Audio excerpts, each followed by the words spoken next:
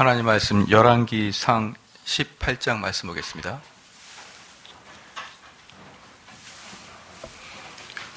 열왕기상 18장 말씀.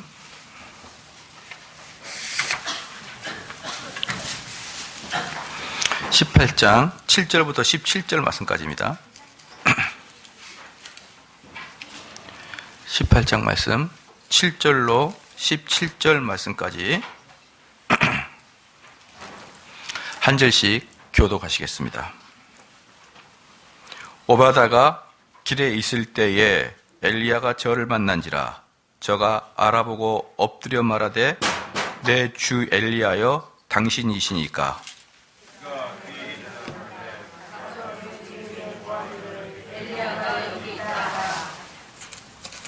가로되 내가 무슨 죄를 범하였기에 당신이 당신의 종을 아합의 손에 붙여 죽이게 하려 하시나이까.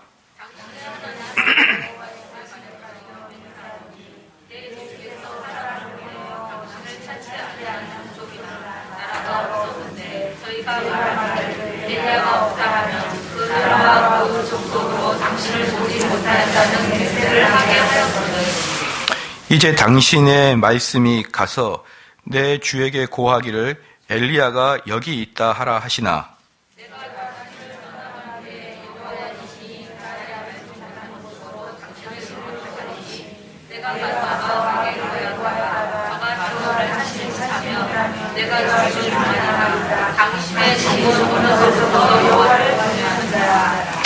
이세벨이 여호와의 선지자들을 죽일 때에 내가 여호와의 선지자 중에 100인을 50인씩 굴에 숨기고 떡과 물로 먹인 일이 내 주께 들리지 아니하였나이까.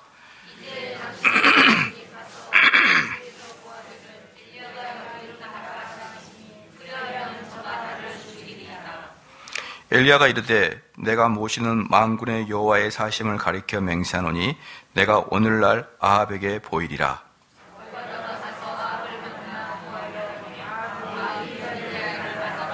다 같이 읽겠습니다. 엘리야를 볼 때 저에게 이르되 이스라엘을 괴롭게 하는 자가 내냐. 아멘. 아합과 대면하는 엘리야라는 제목으로 하나님 말씀 전하겠습니다. 엘리야의 사건은 17장 1절에서 갑자기 등장한다 그랬죠. 밑도 끝도 없이 갑자기 등장한 엘리야입니다. 그래서 엘리야가 등장해서 아합의 죄를 지적하고 너의 죄 때문에 지금 그 가뭄이 될 것이다 라는 예언을 했고, 이제 쭉 18장으로 넘어와서 1절에 많은 날을 지내고 제3년에 여호와의 말씀이 엘리야에게 임하 가라사대 너는 가서 아합에게 보이라. 내가 비를 지면에 내리리라. 이렇게 3년이 지난 다음에 다시 아합에게 가라. 이렇게 이야기를 했습니다. 오늘 이제 본문은 길지만 주 메시지는 한두 개 정도밖에 안 됩니다. 주 메시지는 뭐냐면 그 사람들이라는 게 그 고통 속에서 이 고통이 그 사람에게 임하면 그 사람의 본성이, 그 본질이 딱 드러나는 거예요.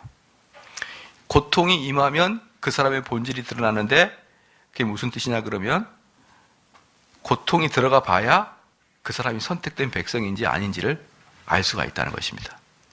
쉽게 말하면 고통과 하나님의 징벌이 들어가면 성도와 선택받은 자는 그것 때문에 하나님께 매달리게 되어 있고, 그렇죠? 선택받지 않는 자들은 더욱더 강팍해지게 되어 있어요. 그러니까 쉽게 말씀을 드려서 고통 속에 임해봐야 내가 정말 본질적인 드러남이 막 참지 못하고 소리를 지르고 인격적인 모든 바닥을 드러내고 이걸 이야기하는 게 아니고요. 누구든지 고통이 당하면 인격의 모든 걸 드러내죠.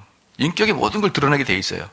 그러나 지금 나에게 고통을 당할 때 야, 하나님이 나에게 고통을 주시는구나. 아이고 좋아라. 이렇게 하는 사람들은 없죠. 그런 사람은 사실 정신적인 문제가 좀 있는 거, 지나치게 의롭게 자기를 평가하는 사람인 것이에요.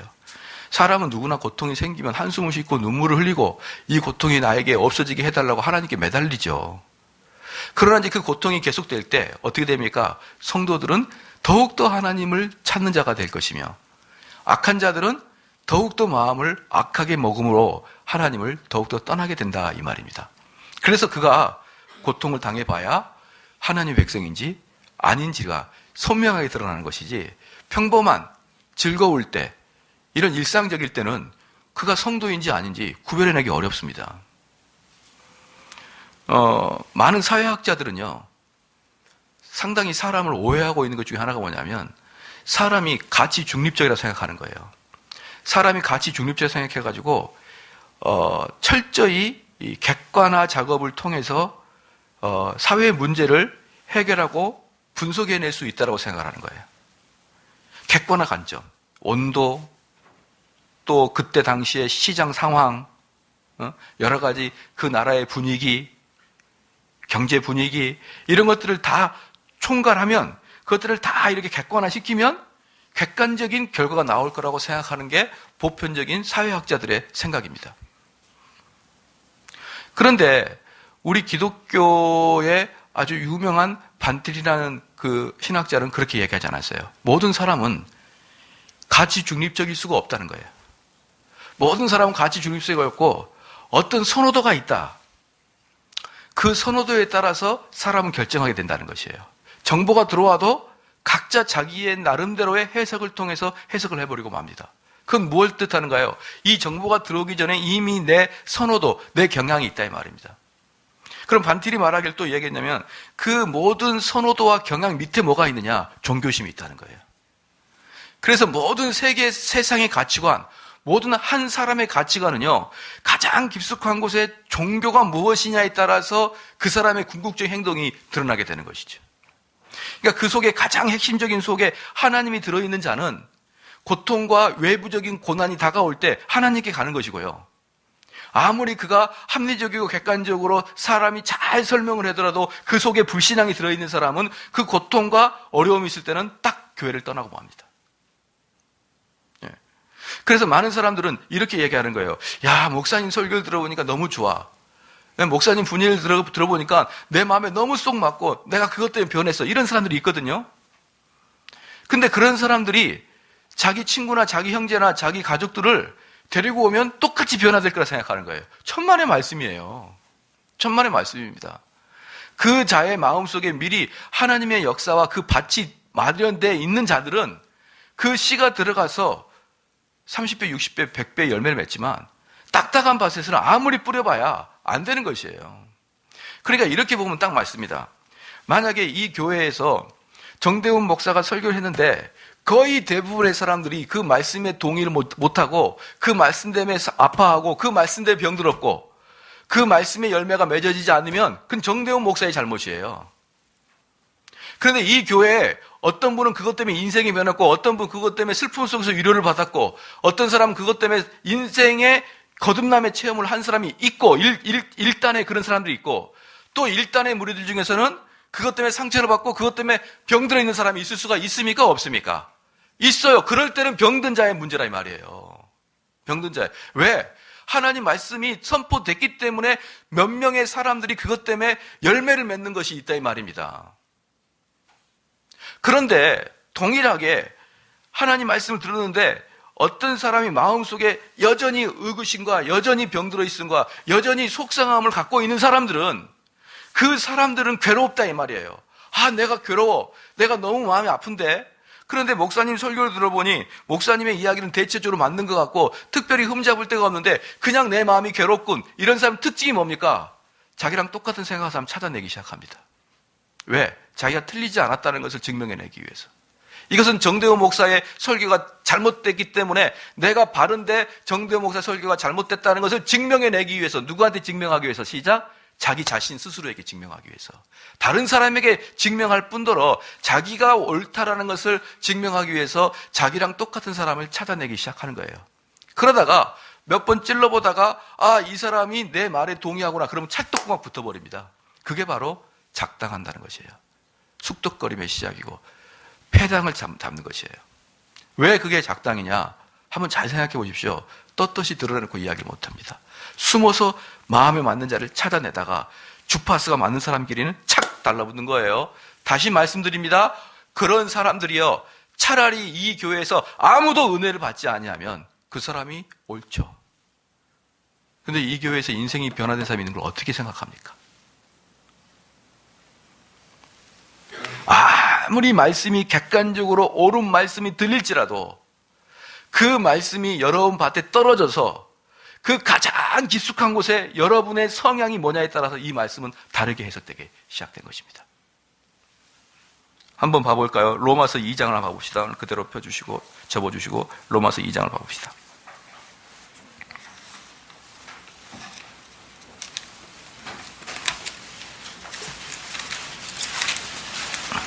로마서 2장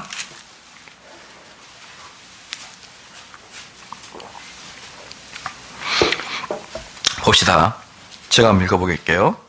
혹 네가 하나님의 인자하심이 너를 인도하여 회개케 하심을 알지 못하여. 여기서 보면 뭡니까?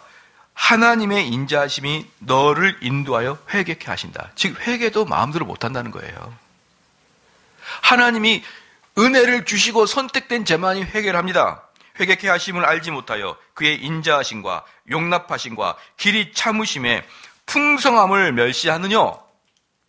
그러니까 너가 죄를 지었는데 여전히 너 죄가 징벌받고 있지 아니하기 때문에 여전히 같은 죄를 반복하고 있다 이 말입니다. 그럴 때 너가 얼마나 하나님을 멸시하고 있는지 아느냐? 그 다음에 5절 말씀을 사람들은 잘 몰라요. 다만 네 고집과 회개치 아니한 마음을 따라 진노의 날 곧 하나님의 의로우신 판단이 나타나는 그날에 임할 진노를 내가 쌓는도다. 어떻습니까? 아무리 여기서 재능이 뭐냐면 5절에 다만 내 고집과 회개치 아니한 마음을 따라, 고집과 회개치 아니하는 마음을 따라 무엇을 쌓고 있습니까? 진노의 날에 진노를 쌓고 있어요. 자, 다시 한번 말씀드립니다. 고집과 회개치 아니하는 마음, 회개치 아니하는 마음. 이 사람이 지금 앉아 있는 곳이 어딜까요? 시작. 회개하라고 선포하는 말씀의 자리예요. 회개하라고 선포하는 말씀의 자리에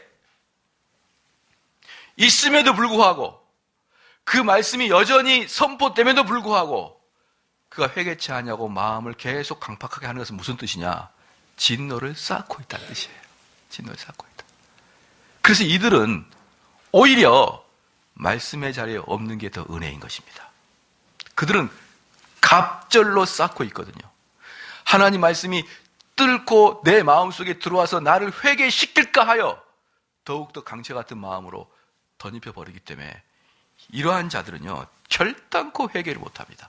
하나님의 말씀이 선포되고 회개를 촉구하는 그 자리에서 회개하지 못하고 마음을 더 강팍하게 한 자는요, 결단코 회개할 수가 없는 것이에요. 이사야서 한번 봅시다. 이사야 26장 봅시다. 이사야서 26장.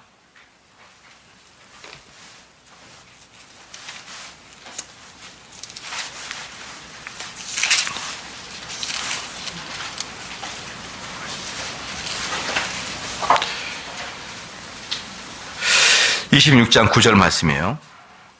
26장 9절 말씀입니다. 이사야 26장 9절 말씀입니다. 제가 봉독해 드리겠습니다. 밤에 내 영혼이 주를 사모하였은즉 내 중심이 주를 간절히 구하오리니 이는 주께서 땅에서 심판하신 때에 세계의 거민의 의를 배움이니이다. 이게 뭐냐? 하나님이 심판하시면은 세계의 거민이 하나님의 의를 배운단 말이에요. 하나님의 의. 그러니까 지금 이 아합은 하나님이 심판하셨기 때문에 하나님의 의를 배워야 되는 거예요.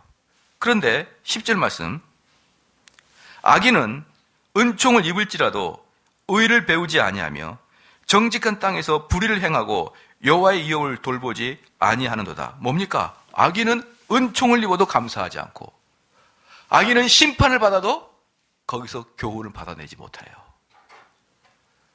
여러분, 지금 이게 아합의 문제입니다. 이게 아합의 문제예요. 아합 왕은 하나님의 진노가 분명히 임했음에도 불구하고 그 진노의 시간이 가면 갈수록 그러나 하나님 앞에 무릎 꿇고 살려달라고 하는 게 아니라 더욱더 마음을 강팍하게 여러분 해버립니다. 다시 본절로 가겠습니다. 그래서 이자가 얼마나 강팍해졌냐면요. 4절 말씀에 이세벨이 여호와의 선지자들을 멸할 때에 보십시오. 이제 회개해야 될, 지금 누구 때문에 비가 안 온 겁니까? 자기의 죄 때문에 비가 안 오고 이세벨과 결혼해가지고 온 천지에다가 바알신을 숭배하기 때문에 그것 때문에 비가 안 오는데 이자는 엘리야가 저주를 내려서 비가 안 왔다고 생각하는 거예요. 그러니까 온통 이 사람은요, 자기에 대한 죄의식이 없는 겁니다. 4절 말씀에 이세벨이 여호와의 선지자를 멸할 때, 그래서 그 미운 여호와의 선지자들 다 죽이라 이 말이에요. 미운 여호와의 선지자들 다 죽이라 이 말은 뭐냐 그러면 엘리야를 잡아 죽이자 이 말입니다. 그 너 엘리야 어디 있어? 모른대요. 죽여. 이렇게 다 죽이는 겁니다. 이세벨이 여호와의 선지자들을 멸할 때 오바다가 선지자 100인을 가져 50인씩 굴에 숨기고 떡과 물을 먹였더라. 그 다음에 이제 오늘 7절 나오는데 오바다가 길을 떠날 때에 엘리야가 저를 만난지라.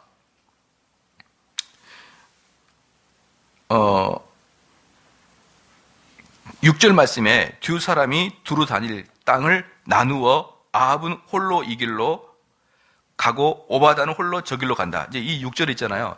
보통 여러분들 이게 근본주의하고 개혁주의의 차이를 제가 좀 말씀드릴게요. 근본주의와 개혁주의는 아주 흡사한 게 많은데 근본주의는 성경을 문자적으로 해석해요. 문자적으로. 그래서 모르겠으나 제가 뉴스를 자세히 안 봐서 모르겠는데 요번에 트럼프가 예루살렘을 이스라엘의 수도로 공포한다 막 그런 뉴스가 나오더라고요. 혹시 들어보셨나요? 예. 지금 예루살렘이 이스라엘 수도가 아니에요. 텔아비브인가 어딘가 잘 모르겠네요. 하여튼 거긴데 지금 예루살렘을 이스라엘 수도로 만들겠다. 그러면 아주 중동이 문제가 심각해져요. 왜냐하면 예루살렘은 이슬람과 유대교가 반반씩 가지고 있기 때문에. 그런데 왜 이렇게 트럼프가 이스라엘의 수도를 예루살렘으로 하느냐? 성경을 문자적으로 해석한 근본주의이기 때문에 그래요. 근본주의. 예. 왜냐 그러면 예수님이 다시 승천하신 그대로 내려오신다 그랬거든요. 어디서 승천했죠? 예루살렘 승천했잖아요. 그러니까 예루살렘은 내려오는데 그 예루살렘이 무슬림이야. 그럼 어떻게 됩니까? 내가 잘못 내려왔나? 이렇게 될까 봐. 예루살렘 자체를 기독교와 유대교로 통일시켜놔야 된다고 생각하는 게 미국의 근본주의자들의 생각입니다. 미국의 근본주의 생각이에요. Back to the 예루살렘. 이런 말 들어봤죠? 예루살렘을 우리가 입성해야 예수님이 재림이 온다. 그럼 예수님이 재림은 우리의 발에 달려있냐 이 말이에요. 우리의 발에 달려있냐. 우리가 예루살렘까지 계속 서진해가지고 결국은 예루살렘을 우리가 취득해야, 전도해야, 그래서 예루살렘이 기독교로 복음화가 돼야 주님이 내려온다는 그런 말 같지도 않은 소리 하고 있어요. 그것들이 전부 다 뭡니까? 문자적으로 해석하는 거예요. 근데 여기도 마찬가지입니다. 두 사람이 두루 다닐 땅을 나아가 아합은 홀로 이 길로 가고 오바다는 홀로 저 길로 간다.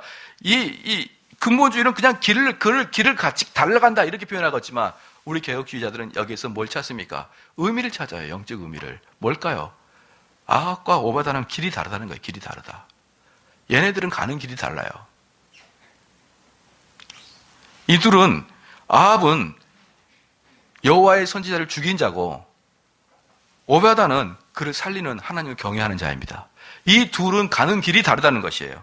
그런데 7절에 오바다가 길에 있을 때에 엘리야가 저를 만나니라. 이것도 그러므로 우연의 일치로 만난 게 아니라 오바다가 가는 좁은 길, 오바다가 가는 기독교의 길, 그리스도의 길, 십자가의 길에 참된 사도와 참된 선지자가 있다 이 말이에요. 그래서 만나는 것이죠. 그러니까 오바다가 길을 갈 때 엘리야가 저를 만난지라. 우연의 일치로 만났다기보다는 오바다의 길은 엘리야의 길과 같은 길이다라는 의미를 보여주고 있는 것입니다. 알아보고 엎드려 말하되 내 주 엘리야여 당신이시니까 라고 이게 말한 거예요. 그러니까 오바다는 어때요?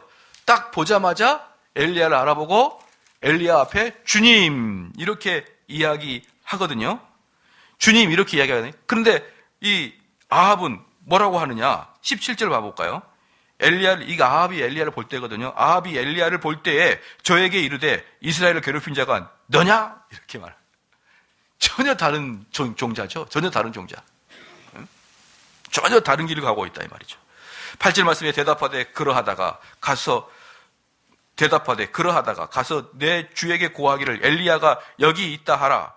가로되 내가 무슨 죄를 범하였기에 당신이 당신의 종을 아합의 손에 붙여 죽게 하려 하시나이까. 지금 여기서 오바다는 두 개의 근심 걱정이 쌓여 있어요. 왜 그러냐면 아합이 아주 엘리야를 잡아서 죽이려고 아주 혈안이 되어 있거든요. 보는 즉시 잡아 죽이려고 혈안이 되어 있는데, 그럼 내가 엘리야를 당신을 아합한테 이야기해서 하필 내가 당신을 죽게 하는 그런 사람이 되겠습니까? 이거 첫 번째하고 두 번째 뭡니까? 내가 만약에 가서 엘리야가 저기 있었다 그랬을 때 당신이 숨을 때 3년 동안 뒤져도 못 찾을 정도의 당신인데 당신이 또 사라져버리면 내가 어떻게 되겠습니까? 즉 두 가지인 것이에요. 내가 주의 종을 죽이게 하는 자가 되겠습니까? 첫 번째. 두 번째, 그러지 아니하고 당신이 가게 되면 내가 어떻게 되겠습니까? 내가 죽게 되지 않습니까? 내가 무슨 죄를 졌길래 이런 아주 애매한 운명에 처하게 되었습니까? 라고 지금 오바다가 지금 한탄하는 것입니다. 10절 말씀에 당신의 하나님 여호와의 사심을 가리켜 맹세하노니 내 주께서 사람을 보내어 당신을 찾지 아니한 족속이나 나라가 없었는데 저희가 말하기를 엘리야가 없다 하면 그 나라와 그 족속으로도 당신을 보지 못하였다는 맹세를 하게 하였거늘. 이건 뭡니까? 아주 우리 아합이 속속들이 주변의 나라를 찾아다니면서 당신을 다 뒤졌다는 말이에요. 다 뒤졌다. 물어보될 때마다 엘리야를 봤냐? 못 봤다. 그러면 못 본 것을 맹세하라. 그렇게까지 당신을 찾아다녔는데 당신을 찾을 수 없는데, 아니 당신이 여기 있다가 또 사라지면은 어떻게 당신을 찾습니까? 이 말인 것이죠. 11절에 이제 당신의 말씀이 가서 내 주에게 고하기를 엘리야가 여기 있다 하라 하시나 내가 당신을 떠난 후에 여호와의 신이 나의 알지 못하는 곳으로 당신을 이끌어 가시리니 내가 가서 아합에게 고하였다가 저가 당신을 찾지 못하면 내가 죽임을 당하리이다. 당신의 종은 어려서부터 여호와를 경외하는 자라. 13절에 이세벨이 여호와의 선지자들을 죽일 때 내가 여호와의 선지자 중에 100인을 50인씩 굴에 숨기고 떡과 물로 먹인 일이 내 주께 들리지 아니하였나이까? 무슨 말입니까? 나 이렇게 선한 일 했으니 좀 나를 긍휼히 여겨주소서, 이런 뜻이에요.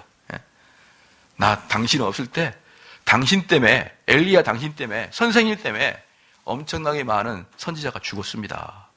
근데 내가 그들을 살렸습니다. 여러분 한번 생각해 봅시다.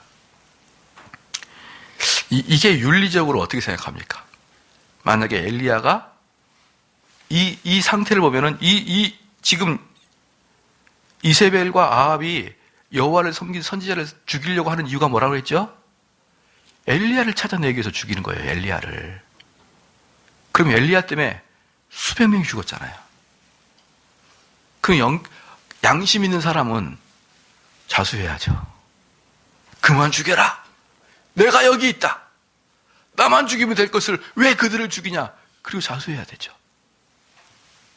근데 엘리야는 끝까지 나타나지 않았습니다. 그래서 우리는 때로는 지나치게 신앙을 세속적 윤리의 잣대로 보는 경향이 많아요. 세속적 윤리의 잣대로. 어떤 교회 목사님이 그런 설교를 했다고 합니다. 우리 교회는 너무 사람이 많이 오니까 이제 우리 교회 오지 마라. 그랬다는 거죠. 그리고 주변에 있는 작은 교회로 가라. 이렇게 해도 교인들이 안 줄어요. 안 줄어요. 그러니까 그 교회 목사님은 하루는 우리는 이번 주부터 2주간 교회 문 닫습니다. 문을 닫아버렸어요. 너무 많이 밀려오니까. 우리 교회로 밀려오는 관계로 주변에 있는 교회가 피어나가니까 문을 닫았습니다. 그리고 그 교회 가서, 작은 교회 가서 2주 동안 섬기고, 그곳에서 헌금 내고, 그곳에 목사님을 위로해주고, 거기 성도들과 교제하고 와라. 이렇게 이야기하고 문을 닫아버렸어요.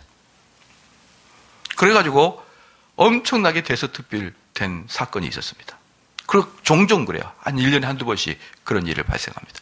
저희도 아마 문 닫으면 여러분 어디 갈까요? 어디 가실까요? 아마 내가 다 살펴볼 거야. 인간들이 어디 가나. 이게, 어디 순복음교회가 앉아있나. 살펴볼 거야. 오랜만에 오니까 기도가 시원하게 잘 됩니다. 그런 사람이 있을 것 같아가지고 살펴볼 거야. 그런데 어쨌든 그렇게 해서 주변에 딱 보였어요. 근데 입장을 바꿔놓고 생각해 보시죠. 입장을 바꿔놓고. 우리 교회가 지하실에 있고, 되지도 않는데, 되지도 않는데 그냥 파리만 날리고 있는데 우리 옆에 잘 되는 교인이 삐까뻔쩍한 수용체 딱딱 들어와요. 앉아서 딱 들어보고는 그 성도는 그런 생각 안 할 수 있어요. 근데 목사는 과부 마음 호레비가 안다고 목사는 목사가 알죠. 안 되는데 나는 죽어도 안 되는데 잘 된 교회 교인이 좋은 승용차를 타고 딱 와서 헌금도 한 10만 원씩 빡 내고 앉아있을 때 설교자이면 어떠냐? 제가 자기 담임 목사랑 나랑 비교 판단하고 있는 거 아니냐? 이런 느낌 들어요. 또 제가 혹시 그냥 이건 성도의 마음이 아니에요. 그냥 지레짐작 이런 마음이 들어요. 제가 혹시 이렇게 생각하는 거 아니야? 당신이 그러니까 부흥 못하구나. 그렇게 생각하는 거 아닐까? 여러분 비참합니다. 그렇게 지역에 있는 잘 나가는 교인들이 와가지고 못된 교회에 앉아있으면 목사님 좋을 것 같아요? 얼마나 속상한 줄 아십니까? 나도 한번 교회 문 닫고 지방의 지역교회로 다 가라 이렇게 말하고 싶을 정도로 교회가 부흥됐으면 좋겠다. 그런 마음 안 들까요? 그리고 그 교회는 또다시 부흥을 합니다. 이야, 저렇게 좋은 교회. 아니, 자기 교회 문을 닫아버렸네? 입소문을 타고 더 많이 가요. 여러분, 상당히 많은 경우에 이 안 어벙씨들이 그런 윤리적인 잣대로 교회를 평가하는 경우가 너무나 많다 이 말입니다. 제가 그랬어요. 그분한테. 당신이 진정으로 이 교회가 이렇게 버럭버럭 차는 것이 부담되고 우리 교회 때문에 지역교회가 문을 닫고 사람이 줄은다고 생각하면은 내가 한 가지 방법을 알려드리겠다. 전라남도 고흥에서 개척해라. 여기서 전라남도 고흥은 시골의 대명사를 이야기하는 거예요. 거기다 개척해라, 거기다. 그러면 할머니, 할아버지하고 몇 명 청년들이 거기 60이에요. 청년부가 60살이란 말이에요. 웃지 말아요. 청년부가 60살 맞아요. 그 청년부들을 먹고 한번 제자 훈련 해봐라. 전라남도 고흥에서.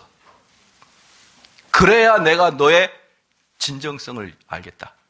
근데 버젓이 거기서 개척하고 버젓이 사람 많은 곳이 있으면서 그렇게 쇼하지 마라.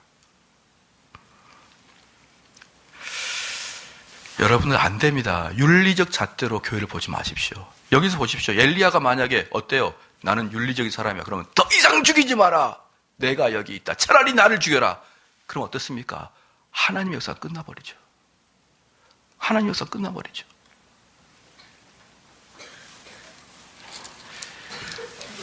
정말 한국교회가 이러면 안 돼요. 한국교회는 그러면 금방 쇼를 보여줘요. 금방 쇼를 보여요. 저는 지금 쇼하기 위해서 차를 좀 더 줄여야 될 것 같아요. 아반떼급으로. 그래야 많은 사람들이 와, 저 교회가 그래도 좀 큰데 담임 목사님 아반떼 타고 다니시네. 아, 저긴 청렴하시네. 이럴 것 같으니까 아예 차를 마음 깊숙한 곳엔 경찰을 끌고 다니고 싶습니다. 그럼 많은 사람이 존경하겠죠. 어떻게 그렇게 어리석습니까, 사람들이? 어떻게 사람들이 사람을 외모를 보고 판단합니까? 제가 분이할 때 자주 말씀드리지만 여러분의 존경만 받는다 그러면 그깟 차 경차 못합니까? 여러분이 이 사방에서 저 교회가 좋다고 칭찬만 듣고 있으면 한 달도 문 닫겠습니다. 저는 한 달도. 여러분, 사회적 윤리로 교회 평가하지 마시고 사회적 잣대로 신앙 평가하지 마십시오. 그럴 때마다 여러분은 함정에 빠지고 말 것이에요. 어떤 교회가 좋은 교회입니까? 구원의 도가 선포될 까 좋은 교회죠. 왜 윤리적으로 바른 교회가 좋은 교회라고 생각하십니까? 좀 더 보겠습니다. 그 다음에 14절 말씀에 이제 당신이 말씀이 가서 내 주에게 고하기를 엘리야가 여기 있다 하라 하시니 그리하면 저가 나를 죽이리이다. 이렇게 이제 솔직히 말하는 거예요. 그러니까 엘리야가 이르되 내가 모시는 만군의 여호와의 사심을 가리켜 맹세하노니 내가 오늘날 아합에게 보이리라. 뭡니까? 제발 그렇게 하지 마십시오. 그러면 엘리야가 윤리적인 사람이면 알았다. 네 마음은 원이르지만 네 육체가 허락을 안 하는구나. 그래, 내가 직접 갈게. 안 그래요, 엘리야는. 엘리야의 특징이 뭡니까? 사르밧 과부한테 뭐 있냐? 밀가루, 그거 나한테 다 갖고 와라. 도대체 이런 목사님이 있다 그러면 여러분 어때요? 여러분 집에 가가지고, 아유, 이 집 몇 평이에요? 아유, 이번에 돈 모아가지고 이제 한 40평 샀습니다. 그럼 팔아가지고 2억만 헌금하세요. 어때요? 어떻습니까, 분위기? 분위기 한번 들어보려고 그러는 거예요, 그냥. 아우, 목사님, 이거 피땀 흘려 샀습니다. 다음 주까지 바치리라. 여기서 지금 그러는 거면, 아합은 더, 엘리야는 더해요. 밀가루 한 번밖에 없어요. 다 털어가지고 나한테 갖고 와라. 예. 예수님께서 삭개오한테 뭐랍니까? 삭개오야, 오늘 밤 너희 집에 내가 유하겠다. 삭개오, 너희 집, 너 오늘 스케줄 어떠니? 묻지를 않습니다. 저는 이걸 배워가지고 목회하려고 하는데 도저히 안 되는 거예요. 물어봐야 되는 거예요. 물어봐야. 오늘 좀 만나길 원하는데 됩니까? 안 됩니다, 목사님. 스케줄이 있어서. 아, 그러시군요. 제가 미처 미리 전하지 못해서 죄송합니다. 그러나 엘리야는 안 그래요. 그냥 와라. 그렇죠? 이제 당신이 말씀이 가서 내 주에게 고하기를 엘리야가 여기 있다 하라 하시니 그리하면 저가 나를 죽이리라. 그렇게 사정해도 엘리야가 이르되 내가 모시는 만군의 여호와의 사심을 가리켜 맹세하노니 내가 오늘날 아합에게 보이리라. 여러분 보십시오. 엘리야는 하나도 긴장하지 않습니다. 그러니까 엘리야는요, 완전히 간이 배 밖에 나와 있는 거예요. 왜? 아합이 지금 엘리야를 찾으려고 얼마나 많은 선지자를 죽이고 얼마나 지역을 동네 다닙니까? 한마디로 엘리야가 아합 와라. 그럼 아합은 누굴 데리고 올까요? 군대를 데리고 오자마자 걔를 죽여버릴 겁니다. 그런데 엘리야는 끔찍하지 않는 거예요. 데려와라. 왜 그럴까요?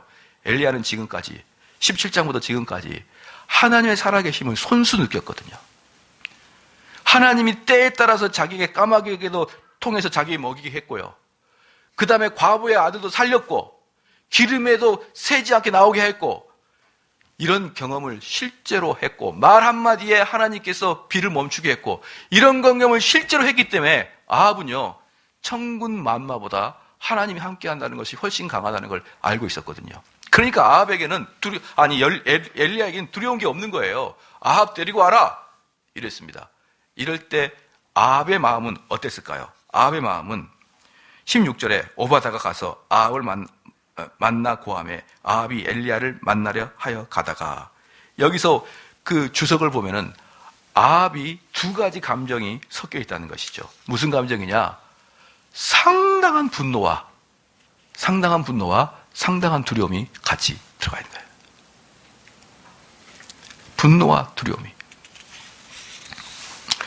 여러분, 이 지독한 사악한 이 아합은 회개를 해야 되는데 회개를 하지 않고 상당한 분노를 가지고 있습니다. 그러면서 첫 번째 딱 오자마자 했던 이야기 뭐냐면 엘리야를 볼 때 저에게 이르되 이스라엘을 괴롭히는 자가 너냐?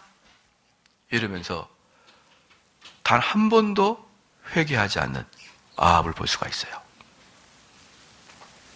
사랑하는 성도 여러분, 오늘의 말씀은 이게 답니다. 5절 볼까요? 5절, 18장 5절 말씀에 아합이 오바다에게 이르되 이 땅의 모든 물 근원과 모든 내로 가자. 혹시 꼴을 얻으리라. 그러면 말과 노새를 살리니 짐승을 다 잃지 않게 되리라 하고. 사랑하는 성도 여러분, 지금 아합의 이야기가 5절 말씀에 나오고 그 다음에 17절에 나와요. 그런데 지금 이스라엘이 망한 이유가, 이스라엘이 지금 흉악한 이유가, 흉년이 든 이유가 아합의 죄 때문이거든요. 근데 두 절 다 하나도 하나님, 죄, 회개, 돌이킴 이런 단어와 개념 자체가 없어요. 아합에게는. 온전히 눈앞에 보이는 이 물만 어떻게 얻을까, 이 풀만 얻을까, 이것만 관여가 있지 자기 죄를 돌이키는 마음이 하나도 없습니다. 바로 이게 아합이에요. 말씀의 결론을 맺겠습니다. 여러분들은 하나님께서 여러분을 책망하실 때 어떻게 대하십니까? 더욱더 강팍해지고 회개하지 아니하고 오히려 하나님 말씀이 선포되는데 그 선포되는 자리에서 더욱더 그 선포를 거절하는 거예요. 거절합니다. 제가 어떤 분을 만나서 이렇게 대화를 해보면은